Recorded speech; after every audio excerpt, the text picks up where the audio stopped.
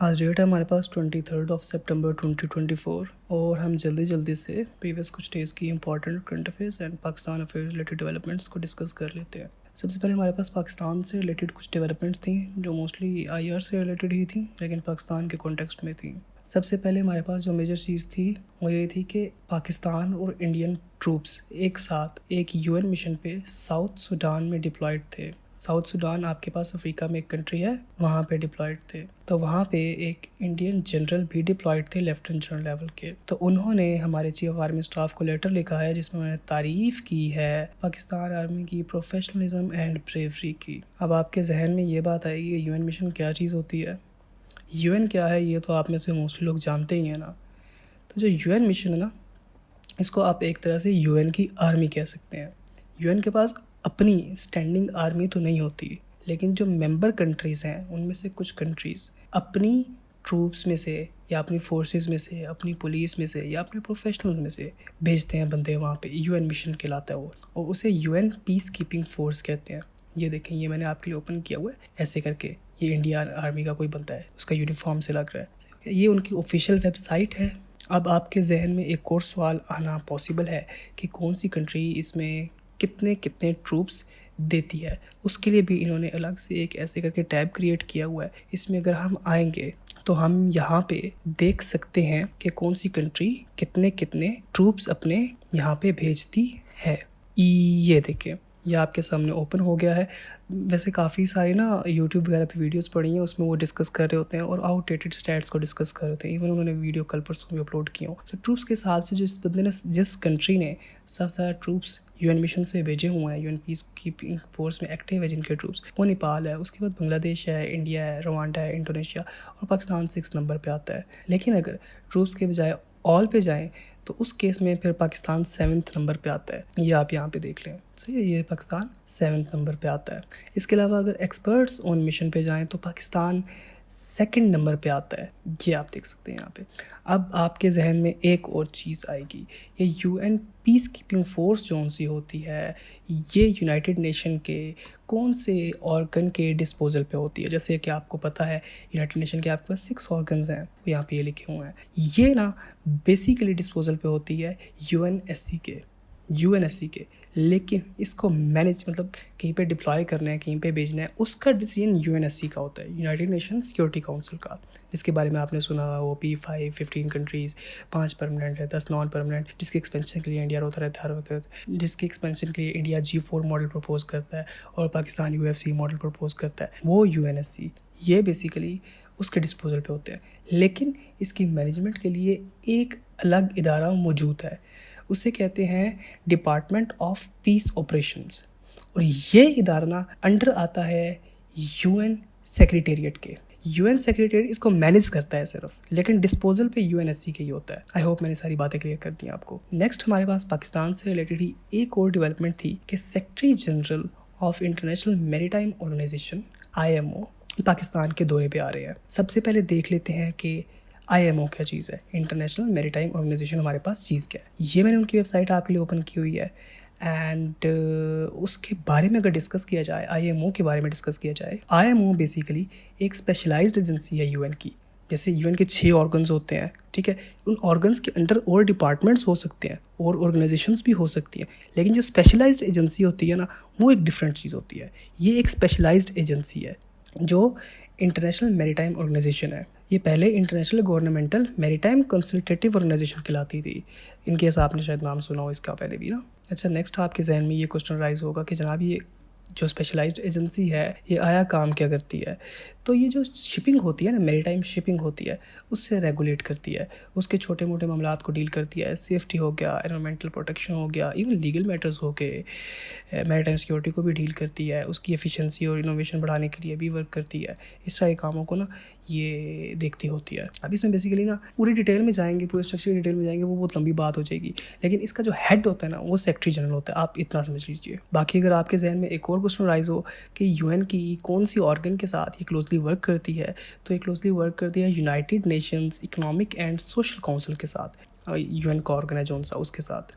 लेकिन स्टिल ये बात ध्यान में रखना बहुत ज़रूरी है कि ऑटोनोमसली वर्क करती है, ये किसी पे डिपेंडेंट नहीं है अपने वर्क के लिए। फिर से हम इसकी तरफ चलते हैं और यहाँ पे मैं आपको मज़ीद बातें बता देता हूँ। ये इन साहब का first ever visit to Pakistan होगा। सिर्फ इन साहब का ही नहीं, सेक्रेटरी जनरल ऑफ IMO का फर्स्ट विज़िट टू पाकिस्तान होगा। अब ये किस नेक अमल के लिए पाकिस्तान में तशरीफ़ लेके आ रहे हैं? पाकिस्तान होस्ट कर रहे हैं international maritime sustainability exhibition and conference. अच्छा, अब ये क्या चीज़ है, ये भी मैंने आपके लिए ओपन करके रखा हुआ है पेज, ये आपके सामने खुल रहा है, ये देखिए, ये आपके सामने ओपन हो गया। यहाँ पे इसके एम्स एंड ऑब्जेक्टिव लिखे हुए हैं, आपने पढ़ लेना है। इसका थीम क्या है हमारे पास? इसका थीम है sustainable maritime development navigating the future. Okay हो गया। अब इसमें बाकी सारा तो आपने पढ़ लेना, बाकी सारी सिंपल बात लिखी हुई है। एक चीज़ इसमें लिखी हुई है ब्लू इकॉनमी, जो आपको क्या पता ना पता हो, तो मैं वो बता देता हूँ आपको ब्लू इकॉनमी क्या चीज़ होती है। ब्लू इकॉनमी ना basically refers to sustainable use of ocean resources for economic growth. मतलब ये कि जो ओशन के रिसोर्सेज होते हैं, आया माइनिंग के लिए या ट्रेडिंग के लिए ओशन को यूज़ किया जाए, या ओशन के सी बेड से कुछ माइन करके रिसोर्सेज एक्सट्रैक्ट किए जाएं, वो सस्टेनेबल वे से किए जाएं ये सारे काम, और इंक्लूसिव ग्रोथ के लिए किए जाएं। बाकी इसमें कुछ और ऐसा एक्सप्लेन करने वाला है नहीं है। ये की नोट स्पीकर हैं सेक्रेटरी जनरल, बाकी भी ये लिखा हुआ है कौन कौन की नोट स्पीकर हैं। ये मैंने आपके लिए ब्लू इकॉनमी से रिलेटेड एक आर्टिकल भी ओपन किया हुआ था। अच्छा हाँ, इसमें एक और चीज़ भी थी जो मैंने आपके साथ डिस्कस करनी थी, वो थी ग्रीन शिपिंग। ये देखे, जब इसको रीड कर रहे होंगे आपको यहाँ पे ग्रीन शिपिंग लिखा हुआ नजर आएगा। ये ऐसी टर्म है जिससे प्रॉबेबली कुछ बच्चे फेमिलियर नहीं हो, तो मैं इसको भी एक्सप्लेन कर लेता हूँ। ग्रीन शिपिंग हमारे पास बेसिकली क्या चीज़ होती है? ग्रीन शिपिंग ना बेसिकली ऐसी इनोवेशन एंड प्रैक्टिसेस होती हैं जिनका aim environmental impact of maritime transport को रिड्यूस करना होता है। मतलब कार्बन फुटप्रिंट को रिड्यूस करना होता है। बिल्कुल सादा अल्फाज में अगर बताया जाए तो यही बात है। ये मैंने आर्टिकल ओपन किया हुआ था आपको दिखाने के लिए ही, ये मैं अटैच कर दूंगा, आपने रीड कर लेना मज़ीद डिटेल से। नेक्स्ट हमारे पास एक डेवलपमेंट थी कि पाकिस्तान और चाइना की 9th round of Pakistan China bilateral consultations on arm control and non proliferation हुई है। ये बेसिकली इस्लामाबाद में हुई है, नेक्स्ट बीजिंग में होगी। डिटेल्स आपने यहाँ पे पढ़ लेनी है, कुछ बहुत कंक्रीट इसमें था नहीं तो मैं डिफ़ाइन कर नहीं रहा। आपने ये छोटी मोटी चीज़ देख लेनी है जो यहाँ पे ये मोफा की वेबसाइट पे, मिनिस्ट्री ऑफ फॉरेन अफेयर्स की वेबसाइट पे काफ़ी डिटेल्स में इसके बारे में लिखा हुआ है कि पाकिस्तान की इन चीज़ों के बारे में क्या स्टांस है। ठीक है, नेक्स्ट हमारे पास डेलीगेशन लेवल टॉक्स हुई हैं between Pakistan and United states. ये भी पाकिस्तान में ही कंडक्ट की गई हैं एंड इसमें कुछ बहुत कंक्रीट निकल के आया नहीं है, लेकिन यही बातें की गई हैं जो तकरीबन हर बार ही की जाती हैं कि जो कॉमन गोल्स हैं उन पे कोऑपरेशन को इंक्रीज़ करेंगे, this and that and all.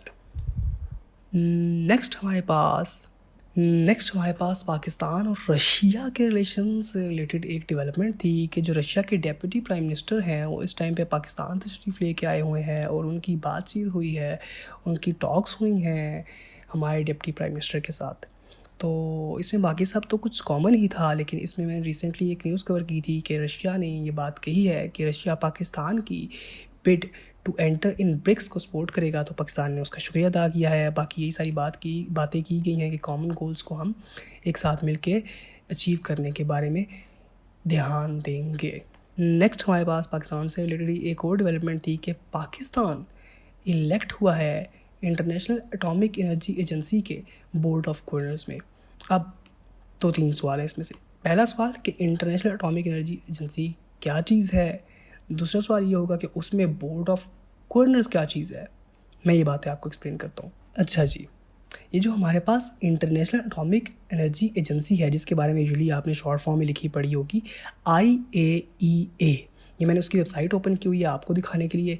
ये वेबसाइट देखिए, ये IAEA की वेबसाइट है और ये देखिए ये लिखा हुआ है 68th जनरल कॉन्फ्रेंस है जिसके अंदर पाकिस्तान सेलेक्ट हुआ है बोर्ड ऑफ गवर्नर्स के लिए।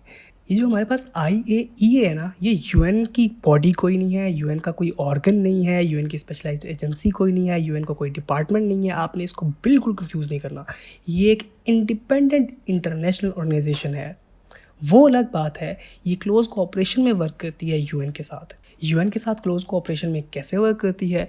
एक तो ये जनरल असेंबली को ना एनुअल रिपोर्ट सबमिट कराती है, हर साल की एक रिपोर्ट सबमिट करवाती है on activities providing information on it's efforts in nuclear safety, security, energy and non proliferation. Secondly, ये यूनाइटेड नेशन सिक्योरिटी काउंसिल के साथ भी क्लोजली वर्क करती है। ये उनको रिपोर्ट करती है इन केस इसको कोई कंसर्न नज़र आए about nuclear weapons deployment, nuclear safeguard कहीं पे कंप्रोमाइज़ होते हुए नजर आए, और issues regarding global security specially related to nuclear activities. Specially आपने IAEA का नाम सुना होगा, ईरान से रिलेटेड, कि ईरान ने न्यूक्लियर एनरिचमेंट को इंक्रीज़ कर दिया है, ये कर दिया है, न्यूक्लियर से वो कर दिया है। तो IAEA ये काम देखता होता है। अब इसमें एक सवाल रह गया है आपका कि ये जनरल कॉन्फ्रेंस क्या चीज़ है, बोर्ड ऑफ गवर्नर्स क्या चीज़ है। तो बेसिकली ना इसके 3 मेन ऑर्गन्स होते हैं। ऑर्गन्स करना कोई बुरी बात होगी, 3 मेन डिपार्टमेंट्स होते हैं। एक होता है आपके पास जनरल कॉन्फ्रेंस, वो एब्सोल्यूट डिसीजन मेकिंग बॉडी होती है। मतलब कोई भी डिसीजन लेना है, किसी भी केस में डिसीजन लेना है, वो लेगा आपके पास जनरल कॉन्फ्रेंस ही। उसके बाद जनरल कॉन्फ्रेंस से ऊपर होता है बोर्ड ऑफ गवर्नर्स, जो मैनेजमेंट के लिए होता है कि क्या चीज़ डिस्कस की जाएगी जनरल कॉन्फ्रेंस में, क्या नहीं की जाएगी, कैसे लेके चला जाएगा, बजट कैसे अप्रूव किया जाएगा, किस चीज़ को कितना बजट दिया जाएगा। ये सब चीज़ें देखने के लिए बोर्ड ऑफ गवर्नर्स होता है। ठीक है, जो बोर्ड ऑफ गवर्नर्स होता है ना आपके पास, उसमें 35 मेंबर स्टेट्स होती हैं। 35 जिनमें से कुछ होती हैं डेजिग्नेटेड और कुछ होती हैं इलेक्टेड बाय जनरल कॉन्फ्रेंस। जो डेजिग्नेटेड होती हैं ना, वो उनके एक्सपर्टाइज के बेस पे और contribution to the field of nuclear technology के बेस पे डेजिग्नेट की जाती हैं। लेकिन जो इलेक्टेड होती हैं वो रीजन्स की बेस पे इलेक्ट की जाती हैं। जैसे जो पाकिस्तान है, रुके मैं आपको दिखाता हूँ कि पाकिस्तान किस रीजन की बेस पे इलेक्ट हुआ है। ये देखें, ये लिखा हुआ है for the middle east and south Asia region. Clear? I don't think कोई और क्वेश्चन जहन में रह जाना चाहिए सब के बाद। नेक्स्ट हमारे पास एक और डेवलपमेंट थी कि जो हमारे ऑनरेबल प्राइम मिनिस्टर साहब हैं वो पार्टिसिपेट करेंगे 79th session of United Nations general assembly, जो कि आपको पता है यूजुअली एनुअली होता है, सितंबर में स्टार्ट हो जाता है और यूजुअली दिसंबर तक जाता होता है। ये इसके मुख्तलिफ पार्ट्स होते हैं, जैसे कि लास्ट वीडियो मैंने डिस्कस किया था। लेकिन जो हमारे प्राइम मिनिस्टर साहब हैं वो पार्टिसिपेट करेंगे हमारे पास high level segment for the 79th session. जो हाई लेवल सेगमेंट होता है वहाँ पे हेड ऑफ़ द स्टेट्स अपनी अपनी तकरीर करते हैं, उनके ओपिनियंस और उनके स्टेट की पॉलिसी के बारे में जो बर्निंग इश्यूज़ होते हैं उनके ऊपर। बाकी आपने कंफ्यूज ना, काफ़ी जगह पे ना न्यूज़ आर्टिकल्स वगैरह में हाई लेवल सेगमेंट को हाई लेवल वीक भी लिखा हुआ होता है। और हाँ, एक और भी क्वेश्चन राइज हो सकता है कि यार अगर इनका सिर्फ एनुअली ही सेशन होता है तो खुदा ना खास्ता जब कोई मुसीबत आन पड़ती है, कुछ अर्जेंट बात हो जाती है, तब भी ये सेशन बुलाते हैं या नहीं बुलाते, तब ये अर्जेंट सेशन कॉल कर सकते हैं। लेकिन इनके लिए हुए डिसीजन, कोई भी ये बात अप्रूव कर दें, कुछ भी आगे चल पड़े इनका, वो मैंडेटरी नहीं होता, वो बाइंडिंग इन नेचर नहीं होता, वो सिर्फ UNSC का ही होता है।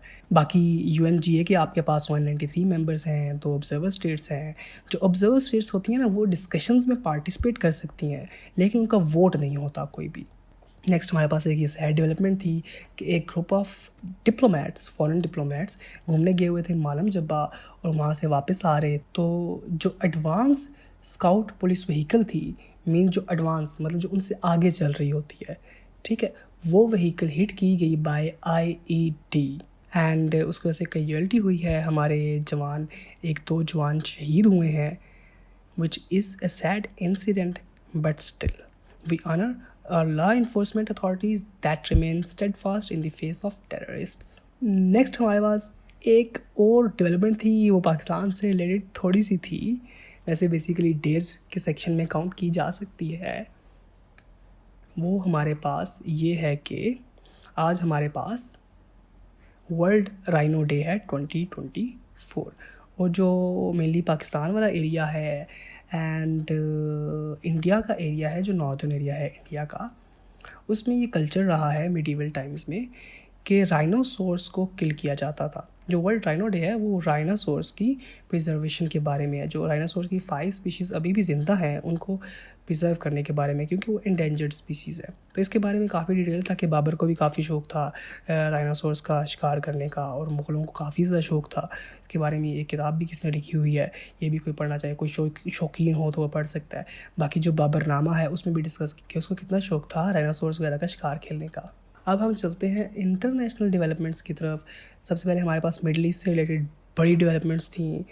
एक तो हमारे पास ये मेजर डेवलपमेंट थी कि हिजबुल्लाह ने मेजर अटैक किया है on Israel, like seriously major attack किया है।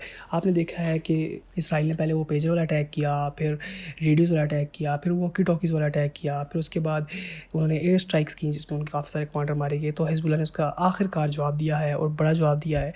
लेकिन इनके अटैक्स उतने ज़्यादा अच्छे नहीं थे, उतने कोऑर्डिनेटेड नहीं थे और इतने हैवक अनलीश करने वाले नहीं थे जितने इसराइल के होते हैं। बाकी इससे रिलेटेड एक और डेवलपमेंट थी कि ये एजम्पशन लगाई जा रही है कि Russia could get involve into this conflict just to keep America busy here and make America invest its resources here. अब आप सोचेंगे कि रशिया का आखिर मिडिल ईस्ट में क्या काम। जैसे कि आपको पता है रिसेंटली जो आपके पास हूथी रेबल्स हैं उन्होंने हाइपरसोनिक मिसाइल फायर किया था इसराइल के ऊपर। वो भी तो उनको किसी ना किसी ने दिया तो है ही है ना। प्रॉबेबली ईरान ने दिया हो, रशिया ने दिया हो। ईरान और Russia on the same page ही होते हैं। इसके अलावा ये एक और भी रिपोर्ट सामने आ रही है, क्रेमलिन के कुछ लीक डॉक्यूमेंट्स में देखा गया है, डिक्लासिफाइड डॉक्यूमेंट्स में देखा गया है कि जो रशिया है वो डिसइंफॉर्मेशन कैंपेन चला रहा है मिडिल ईस्ट के अंदर जो इसराइल है उसको डिस्टेबलाइज करने के लिए। तो this perfectly aligns with the theory कि जो रशिया है वो इस कॉन्फ्लिक्ट में इन्वॉल्व हो सकता है अगेंस्ट इसराइल। नेक्स्ट हमारे पास इंडिया से रिलेटेड एक डेवलपमेंट थी कि इंडिया की एक स्टेट है मणिपुर, उसमें काफ़ी स्ट्रॉन्ग वायलेंस देखा जा रहा है काफ़ी ज़्यादा अरसे से और वो वायलेंस मज़ीद बढ़ने की चांसेस है। उसके बारे में फिर इंडियन फोर्सेस कुछ भी बोलती रहती हैं कि 900 टेररिस्ट आ गए हैं, कभी कहते हैं पाकिस्तान से टेररिस्ट आ गए हैं, कभी कहते हैं म्यांमार से टेररिस्ट आ गए हैं। तो बहाने बनाते रहते हैं लेकिन खुद दिन से एडमिनिस्ट्रेशन नहीं की जाती, वायलेंस ख़त्म नहीं होता और कहीं ना कहीं इनका कुछ ना कुछ चल ही रहा होता है। किसी ना किसी स्टेट में बहुत लार्ज स्केल पर वायलेंस चल रहा होता है या रेप चल रहे होते हैं या इस टाइप का कुछ ना कुछ चल ही रहा होता है।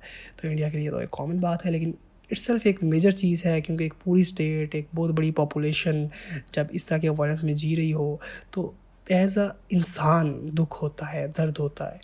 बट स्टिल इंडियन ऑफिशियल और गवर्नमेंट के कोल्ड हार्ट्स देख के बंदा क्या ही उनसे एक्सपेक्ट कर सकता है। नेक्स्ट हमारे पास यूएसए से रिलेटेड डेवलपमेंट थी कि यूएसए में रिसेंटली ना क्वाड का समिट हुआ है, उसमें से कुछ कंक्रीट निकल के आया नहीं है। जैसे कि इंडिया की ख्वाहिश है कि यूएसए इंडिया गोद ले ले और चाइना के खिलाफ बढ़ चढ़ के जवाब दे या बयानबाजी करे। तो ये पूरा का पूरा डॉक्यूमेंट आप पढ़ लेना, इसमें चाइना का बिल्कुल उन्होंने जिक्र करने की जहमत भी नहीं की। मैंने इसको कंट्रोल F करके स्पेशली चाइना लिख के भी सर्च किया है। ये साउथ चाइना सी के बारे में बात की गई है, चाइना के बारे में कहीं पर भी बात नहीं की गई। 3 दफ़ा डॉक्यूमेंट में जिक्र आया है चाइना का, वो साउथ चाइना सी के बारे में जिक्र आया है, चाइना के बारे में कहीं भी जिक्र नहीं आया जो इंडिया की मर्ज़ी थी। बाकी छोटी मोटी बातें हुई इसमें बीच में, कैंसर के खिलाफ एक साथ लड़ेंगे, एमपॉक्स के खिलाफ एक साथ लड़ेंगे, अगला कोई पेंडेमिक आएगा उसके खिलाफ एक साथ लड़ेंगे। इस तरह की जो मजाकिया बातें होती हैं जो हर मीटिंग में सारी कंट्री करती हैं जब भी बैठ जाती हैं, तो वो सारी बातें हुई हैं। इसमें कुछ भी कंक्रीट निकल के आया नहीं है जैसा इंडिया इसको सोचता है कि इंडिया ये इससे कुछ बहुत बड़ी एक अलाइंस बिल्ड कर लेगा, मिलिट्री अलाइंस, और चाइना को टक्कर दे देगा जो उनके बिल्ली को छिछड़े ख्वाब में नज़र आते रहते हैं। वही वाली बात है। इसके बरक्स अमेरिका ने उनका सगा क्या होना है, इसके बरक्स ये जो इनका तेजस है, तेजस के लिए ना इंजन जो से ना अमेरिका से मांगना चाहते हैं और अमेरिका ने इनको कब से दायर लगाए हुए हैं, वो बन रहे हैं, उनकी शॉर्टेज है, उनकी प्रोडक्शन लाइंस कम है हमारे पास, उनकी प्रोडक्शन कैपेसिटी कम है। लेकिन उसके बरक्स सिउल को मतलब साउथ कोरिया को वो इंजन यूएसए बिल्कुल टाइमली प्रोवाइड कर रहा है। तो दिस शोज़ यूएस की इंटेंशंस के इंडिया के साथ वो कितना एंगेज करना चाहता है और इंडिया को उसने कौन से लेवल पर अपने साथ रखा हुआ है, और इंडिया सिर्फ मुंह खोल के वहाँ पे जाके देखते ही रहता है। और इसके अलावा एक और भी डेवलपमेंट जो इंडिया से रिलेटेड ही है, यूएस इंडिया के रिलेशन से रिलेटेड ही है ऑब्वियसली, कि बिल्कुल क्वाड के मीट से पहले, ठीक है, जो यूएस ऑफिशियल्स हैं उन्होंने वाइट हाउस में ही सिख एक्टिविस्ट्स को जो खालिस्तान की डिमांड में भी पेश हैं उनको होस्ट किया, उनके साथ बातचीत की, उनके कंसर्न्स जानने की कोशिश की। नेक्स्ट हमारे पास श्रीलंका से रिलेटेड एक डेवलपमेंट है।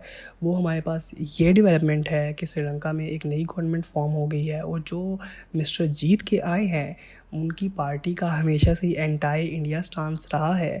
मैं आपको ना ज़रा गूगल मैप की तरफ लेके चलता हूँ ताकि मैं आपको बेहतर तरीके से एक्सप्लेन कर पाऊँ कि इस टाइम पे इंडिया कहाँ पे स्टैंड कर रहा है। जो इंडिया ने पहले विश्व गुरु का नारा लगाना स्टार्ट किया था वो भी इंडिया ने चेंज करके अब विश्व मित्र के नाम से बोलना स्टार्ट कर दिया है। खैर ये आपके पास इंडिया है, ये आपके पास हमारा प्यारा पाकिस्तान है, ठीक है। तो इंडिया और पाकिस्तान के जो रिलेशन है वो तो आपको पता ही है। नेपाल में आपको पता है गवर्नमेंट आ गई है जो एंटाई इंडिया है। भूटान भी अभी चाइना के साथ जो बाउंड्री से रिलेटेड मसले हैं वो खुद पर्सनली डिस्कस कर रहे हैं, जो इंडिया को इनसिक्योर फील कराता है। बांग्लादेश में जो गवर्नमेंट है आपको पता है एंटी इंडिया है। श्रीलंका में मैंने आपको बताया गवर्नमेंट एंटी इंडिया आ गई है। यहाँ पे एक और इनकी कंट्री है जो पड़ोसी है इनकी, मालदीव्स, वहाँ पे मोहम्मद मीज़ू वाली गवर्नमेंट वो भी एंटी इंडिया है। उसके अलावा यहाँ पे इनको म्यांमार टच होता है। म्यांमार में फ़िलहाल मिलिट्री रूल है। और यहाँ पे एक कम्युनिटी रहती है जिसे कहते हैं रोहिंग्या मुस्लिम्स, ठीक है। तो वो एज आ रिफ्यूजी बन के इंडिया जाना चाहते होते हैं, जिनको इंडियन एक्सेप्ट नहीं करते, ठीक है। उसके अलावा इंडिया आई रोज़ कहते रहते हैं कि म्यांमार की साइड से हमारे पास टेररिस्ट आते हैं। तो म्यांमार के साथ रिलेशन आपको पता है कैसे हैं, चाइना के साथ आपको पता ही है रिलेशन कैसे हैं। ये अरुणाचल प्रदेश वाला एरिया सारा क्लेम करता है। 5 फिंगर्स ऑफ तिब्बत है बेसिकली ना, जिनको चाइना क्लेम करता है, ठीक है। तो 5 जगह पे क्लैश हैं, जिसमें से अरुणाचल प्रदेश एक है, थोड़ा बहुत यहाँ पे क्लैश है, थोड़ा बहुत यहाँ पे है, यहाँ पे है, यहाँ पे, ऐसे करके 5 फिंगर्स है तिब्बत की जो चाइना क्लेम करता है, ठीक है। नेक्स्ट हमारे पास साउथ चाइना सी से रिलेटेड एक डेवलपमेंट थी, जो वैसे तो बड़ी डेवलपमेंट है लेकिन अब ये रोज़ की चीज़ हो गया तो उसको इंटरनेशनल मीडिया उस लेवल पे कवर करता नहीं है। जो चाइनीज़ कोस्ट गार्ड है उन्होंने पेट्रोलिंग के दरमियान जो जापान का कॉन्टिगस जोन है उसको वायलेट किया है। अब आपके जहन में एक सवाल आएगा कि जी ये कॉन्टिगस जोन क्या चीज़ होती है। ये आर्टिकल लोड है तो मैं आपको दिखा भी दूँगा, आर्टिकल लोड नहीं हो रहा तो खैर है, हम नेक्स्ट चलते हैं। जो ये जोन्स है ना सी में, ओशन में, जैसे टेरिटोरियल वाटर्स हो गए, कॉन्टिगस जोन हो गया, कॉन्टिनेंटल शेल्फ हो गया, एक्सक्लूसिव इकोनॉमिक जोन हो गया, ये यूएन क्लॉज के तहत फाइनल किया था। UNCLOS, United Nation convention on the laws of seas, ठीक है। इसमें बहुत डिटेल से बताया हुआ है, लेकिन मैं आप इस डिटेल में लेके जाए बगैर सिंपल और सादा अल्फाज में जल्दी से एक्सप्लेन कर देता हूँ कि ये जोन्स होते क्या हैं, और मोर स्पेसिफिकली जो आपके पास कंटिगस जोन होता है वो क्या होता है। बेसिकली आपके पास कोस्ट होता है, कोस्ट से 12 नॉटिकल माइल्स, ठीक है, 12 नॉटिकल माइल जब मूव किया जाए तो वो टेरिटोरियल वाटर्स होते हैं, ठीक है। और उससे आगे 12 नॉटिकल माइल्स मतलब कोस्ट से 24 नॉटिकल माइल्स तक कॉन्टिगस जोन होता है, ठीक है। और कोस्ट से 200 नॉटिकल माइल्स तक कॉन्टिनेंटल शेल्फ होता है, या आप इसको कह सकते हैं एक्सक्लूसिव इकोनॉमिक जोन होता है। लेकिन कुछ केसेस में अगर UNCLOS को, United Nation convention on laws of the seas को एप्लीकेशन लिखी जाए और अपनी प्ली बताई जाए, मसला बताया जाए, तो ये एक्सटेंड भी हो सकता है। जैसे पाकिस्तान के केस में स्पेसिफिकली जो कॉन्टिनेंटल शेल्फ है या एक्सक्लूसिव इकोनॉमिक जोन है वो 350 नॉटिकल माइल्स है, 350 नॉटिकल माइल्स है, ठीक है। तो ये जो कॉन्टिगस जोन है यहाँ पे चाइना की शिप्स गुजर के गई हैं, जो कि उस कंट्री से परमिशन के बगैर नहीं गुजरना चाहिए था, और ये प्रोवोकेटिव एक्ट है। तो फिलीपींस ने ऑब्वियसली इसके खिलाफ प्रोटेस्ट रिकॉर्ड कराया है। And that would be all for the day.